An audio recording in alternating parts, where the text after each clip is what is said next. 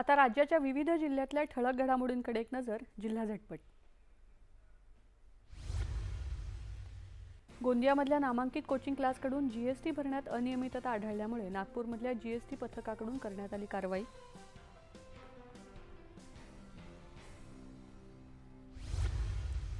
कोल्हापूरमध्ये राज्य सेवा हक्क आयोगाचे राज्य आयुक्त सुधाकर तेलंग यांच्या अध्यक्षतेखाली महाराष्ट्र लोकसेवा हक्क सेवांबद्दलची आढावा बैठक संपन्न.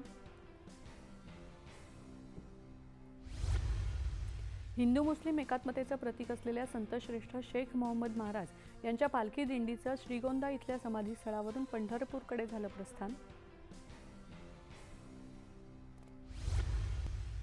गोंदिया इथल्या दासगाव इथे भरधाव बोलेरो पिकअपनं धडक दिल्यामुळे एका 3 वर्षाच्या मुलीचा मृत्यू. संतप्त ग्रामस्थांकडून करण्यात आलं रास्ता रोको आंदोलन. बीड जिल्ह्यातल्या जवळबन गावात अवैध दारू विक्री बंद करण्याच्या मागणीसाठी गावातल्या महिलांनी काढली जनजागृती रॅली.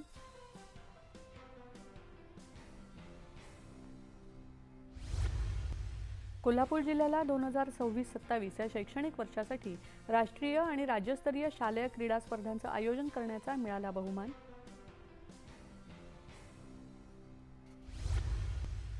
चंद्रपूर जिल्ह्यातल्या वरोरा वणी बायपासवरील खड्डे बुजवण्याच्या मागणीसाठी मनसेतर्फे करण्यात आलं ठिय्या आंदोलन.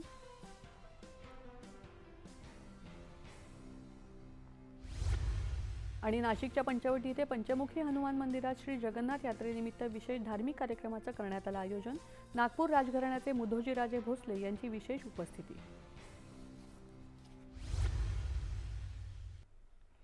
महाकवी कालिदास दिनानिमित्त